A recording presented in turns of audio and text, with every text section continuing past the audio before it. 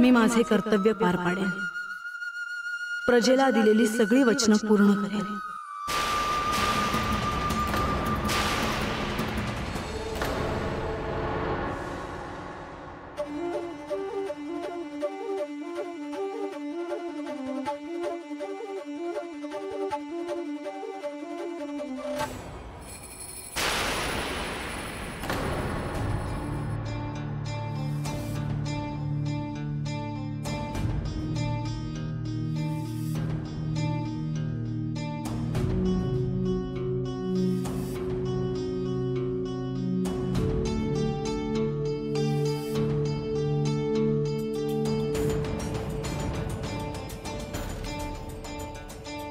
अजून म्हाळसा कशी आली नाही कुणास ठाऊक। सगळं काही उघड उघड दिसत आहे, पण कोणाच्याच काही लक्षात का येत नाही। म्हाळसाला कितीही वाईट वाटत तरी चालेल, पण मी सांगेन तिला जे काही सांगायचं आहे ते। मायानंदा, आपली म्हाळसा दुखावली जाईल असे काहीही सांगू नका तिला।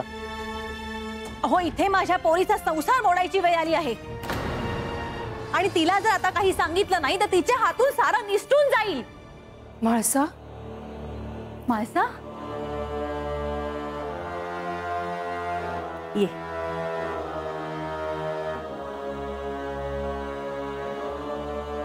बस। म्हाळसा, काय म्हणाले प्रधानजी? अहो, असं मुळमुळीत काय विचारताय? म्हाळसा, तू आधी मला सांग, तू प्रधानजींना चांगलं खडसावून विचारलंस की नाही? श्री खंडेराय कुठे गेलेत, कोणाकडे गेले आहेत, त्यांनी काही सांगितलं की नाही तुला? आई, मला आता या विषयावर बोलायचं नाही। घ्या, इथे जावई घर सोडून गेलाय, संसार उघड्यावर टाकून गेलाय, पण हिला मात्र यावर काहीच बोलायचं नाही। म्हाळसा, तुला एकच सांगते, हे जे काही चाललंय हे तुला जरी कळत नसेल तरी मला मात्र चांगलंच कळलंय। मायानंदा, आता काय सांगणार आहात तिला? तुम्ही थांबाव जरा। आई, काय सांगायचंय तुला? असं काय चाललं आहे जे मला समजत नसेल? जेजुरी सोडून श्री खंडेराय कुठे गेलेत हे सांगितलं का तुला प्रधानजींनी? ते कुठे गेलेत, कोणाकडे गेलेत हे प्रधानजी सोडून गडावर बाकी कोणाला माहिती आहे का? हे सांगितलं का त्यांनी तुला? हेच हेच ते नाही सांगितलं ना त्यांनी तुला? पण असं का, ह्याचा कधी विचार केलायस का? म्हाळसा, सगळ्या गोष्टींकडे नीट डोळे उघडे ठेवून बघ, म्हणजे तुझ्या लक्षात येईल की मला नेमकं काय म्हणायचंय ते। श्री खंडेराय तुला सोडून आणि या जेजुरीला सोडून त्या बानूकडे गेलेत।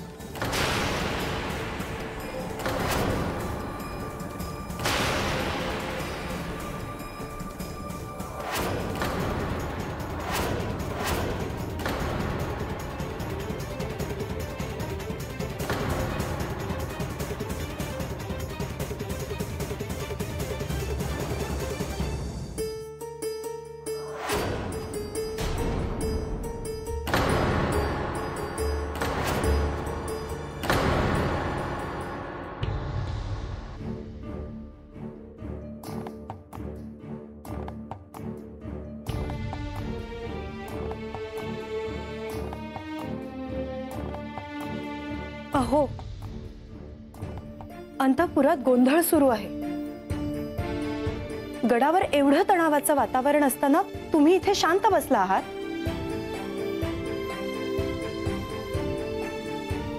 मग मी काय करू?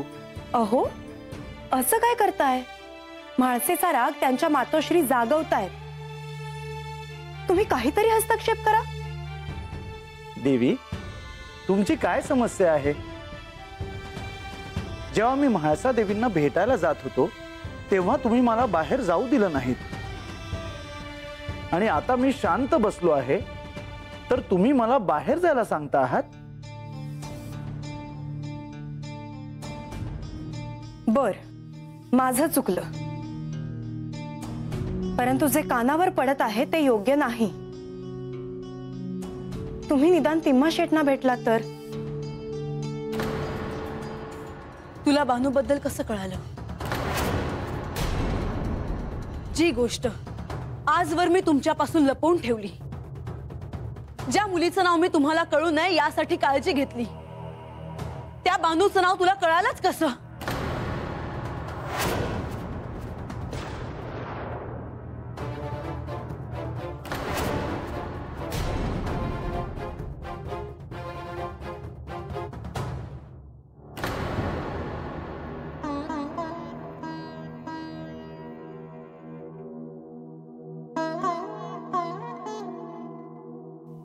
लतिका, तू सांगितलं सायला बानूबद्दल?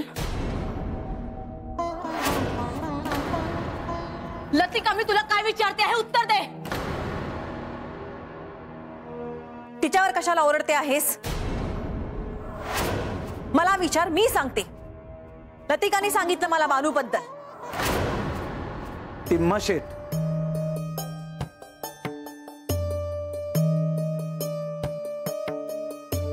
तिम्मा शेठ यांच्या सौभाग्यवतीचं नाव काय आहे माहिती आहे ना तुम्हाला?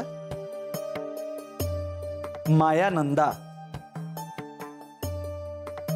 तिम्मा शेठ यांचं त्यांच्या समोर काही चालत असेल असं वाटतं का तुम्हाला? तेही आहेच. आमचं तरी कुठे चालतं म्हणा.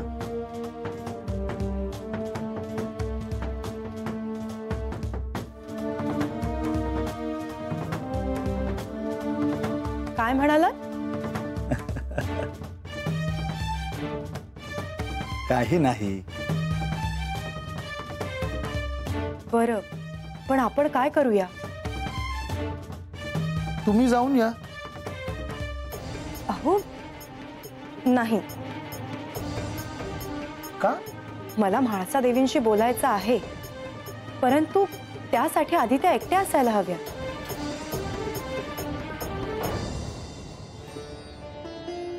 मग शांत राहावे देवी.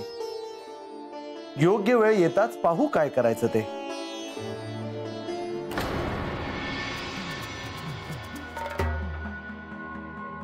आई, बाबा, मी येते. मला विश्रांती हवी आहे.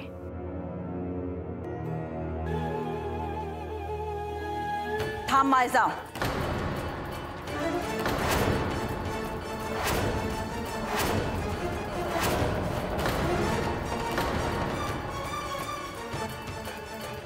नेवासेहून इथे आम्ही जेजुरीला आलोय, तो कुठला उत्सव साजरा करायला नाही.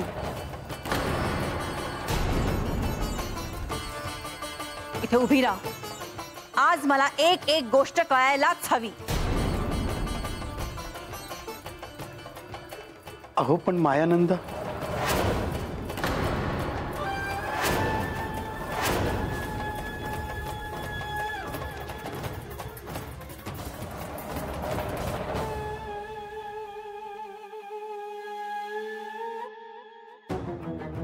आणि लतिका, आज जर तू काही बोलली नाहीस तर मी तुझं काय करेन हे मला ठाऊक नाही. तेव्हा जे आठवते ते स्पष्ट सांग.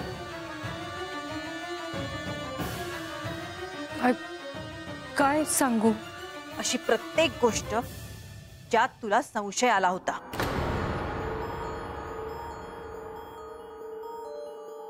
अक्का, एक दिवस म्हाळसाला असे कळले की देव राज्याची परिस्थिती पाहण्यासाठी वेश बदलून रात्री बाहेर पडणार आहेत. आणि मग तिनेही वेश बदलून जायचे ठरवले. लतिका, तू यातलं काहीही सांगणार नाहीयेस. म्हाळसा, अगं बोलू दे तिला. उगाच तिची द्विधा मनस्थिती कशाला? आम्ही राजधानीत गेलो, पण रात्रभर आम्हाला देव कुठेच दिसले नाही. कुठे गेले होते ते?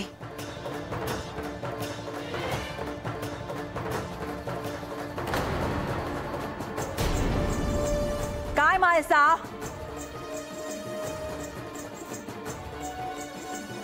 आम्ही गडावर आलो आणि ते दुसऱ्याच दिशेने आमच्या समोर आले.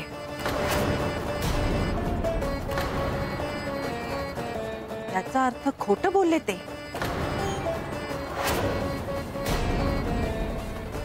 आणि अक्का, तिकडे गावात आमच्या समोर एक विपरीत गोष्ट घडली.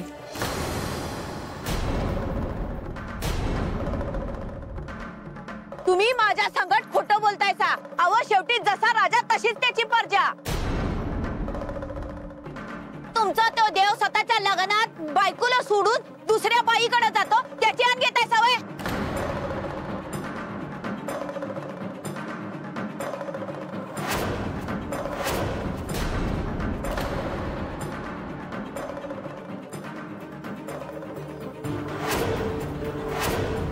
जी गोष्ट गावातल्या साध्या बाईला कळते ती गोष्ट गडावर राहून तुला कळली नाही. तुझा नवरा तुला सोडून दुसऱ्या स्त्रीकडे जातो हे कळायला इतका उशीर लागतो का माळसा?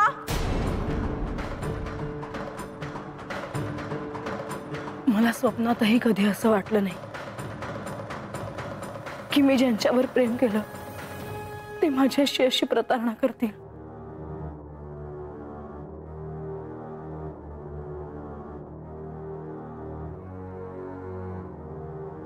गणुबा, ए गणुबा, राग येणार नसेल तर विचारू का? विचार बाबा. नाही म्हणजे मला सांग, आपलं देव जेजुरी सोडून नक्की कुठं गेला असतील र? आता जणू ठावच नाही तुला. नाही म्हणजे माझ्या कानावर काय बाई वेगळंच आलं म्हणून आपलं विचारलं. काय? नाही तुला काय ठाव आहे ते सांग की आधी. अरे देव वनवासात गेलेत. अरे माझ्या कानावर तर आलंय की देव कोणा एका भक्ताला भेटायला जाणार आहे ती. नाही म्हणजे लोक गावातली अशी बोलते ती, ते कानावर पडलं म्हणून आपलं विचारलं. लोकांनी काय जाते बोलाया? पुन्हा भक्तासाठी देव आपल्याला सोडून जातील होय? आणि आपलं राहू दे बाजूला, देवीच नाही सोडून जातील होय? आता ते मला काय ठाव, पण लोक तर असंच काहीतरी बोलत होते बघ बाबा. सोनोबा, तुला राग येणार नसेल तर एक सांगू का? होय होय. लोकांच्या नादी जास्त लागू नकोस. आणि हे बघ, आपण भलं आणि आपलं काम भलं, जोपर्यंत आपल्याला समजा ठाव होत नाही तोपर्यंत तोंड चालवायचं नाही. आलं का ध्यानात? तर आता बिगी बिगी एक विचारायचं होतं पण राहू दे आपलं. आता मला तुझ्याकडून ऐकायचंय. नीट आठव काय काय घडलं ते.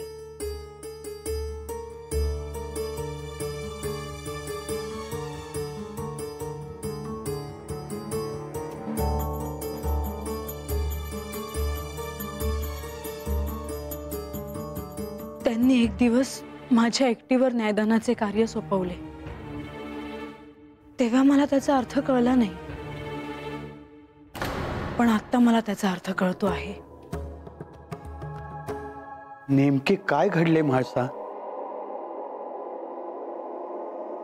महत्वाच्या कामानिमित्त जायचे आहे असं सांगून राजसभेतील न्यायदानाचे कार्य यांनी मला करण्यास सांगितले. म्हाळसा, उद्या मला एका महत्वाच्या कामासाठी बाहेर जावं लागणार आहे. राज्याच्या सुरक्षेच्या दृष्टीने प्रत्यक्ष जाऊन येणे अत्यंत आवश्यक आहे. म्हाळसा, माझी अशी इच्छा आहे की राज्यसभेत तू स्वतः न्यायनिवाडा करावास. अगं, त्यांनी योग्य तेच केले. तू त्यांची अर्धांगिनी आहेस, शिवाय या जेजुरीची तू सम्राज्ञी आहेस.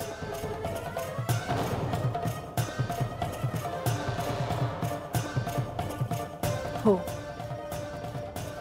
पण ती माझी परीक्षा होती.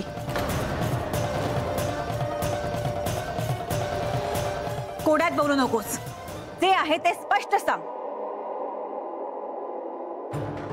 न्यायदानाचे काम आणि राज्यकारभार हे मला स्वतंत्रपणे करता येईल की नाही ह्याची ती परीक्षा होती. याचा अर्थ साधा होत नाही. हो आई, त्यांचे जाणे पूर्वनियोजित होते.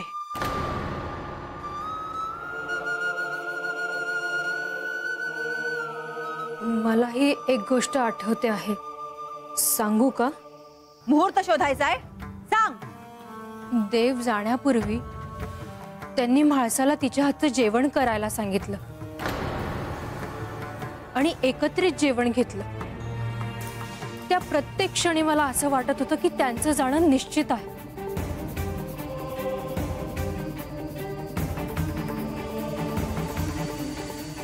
मुखचंद्र पाहता तुझे अडते माझे पाऊल, म्हाळसाचे घेता नाव, जाणवते वचनांची चाहूल. म्हाळसा प्रेमात इतकं आंधळ होऊ नये. लक्षात आलंय का तुझ्या?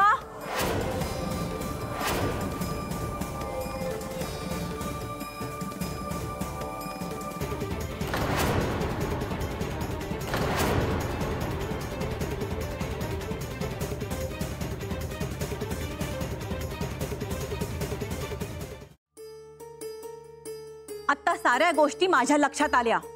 सारीपाठाचा डाव कुणी मांडला, का मांडला? मीच मांडला. मला हे ठाऊक नव्हतं की तो एक डाव होता. खात्रीनं तो पूर्वनियोजित कट होता. लतिका, तिच्यासोबत होतीस ना तू? तू काय झोपा काढत होतीस? अक्का, माझ्याही ते लक्षात आलं होतं. मी माझं मत म्हाळसाला सांगितलं, पण तिने ते ऐकलं नाही. माझा तू का नाही ऐकलंस?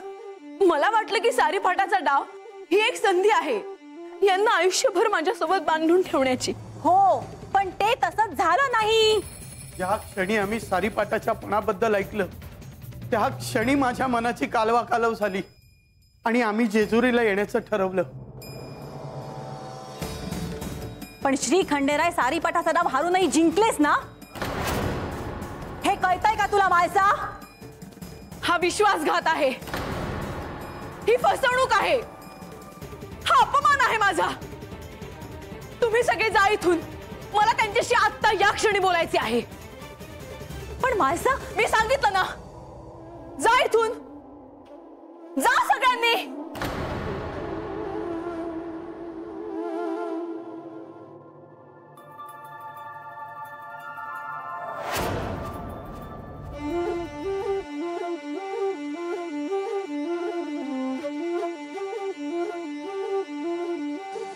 जी गोष्ट गावातल्या साध्या बाईला कळते, ती गोष्ट गडावर राहून तुला कळली नाही.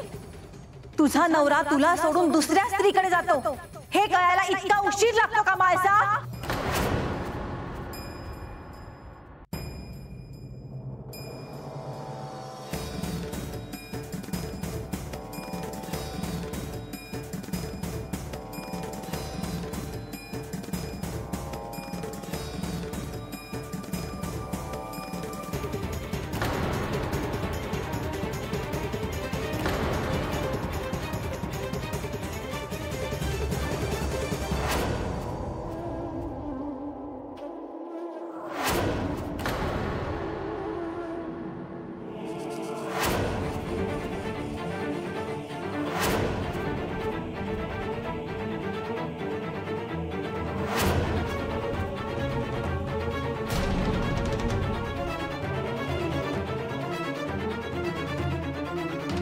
मला तुमच्याकडून एका प्रश्नाचं उत्तर हवं आहे. विचार. तुम्ही मला सोडून कोणाकडे चालला आहात? मी तुम्हाला काही विचारले आहे. माझ्या प्रश्नाचं उत्तर तुम्ही का देत नाही? मला प्रश्नाचे उत्तर ठाऊक आहे, पण मला ते तुमच्याकडून ऐकायचे आहे. तुम्ही कोणाकडे चालले आहात? म्हाळसा, मी बानूकडे चाललो आहे.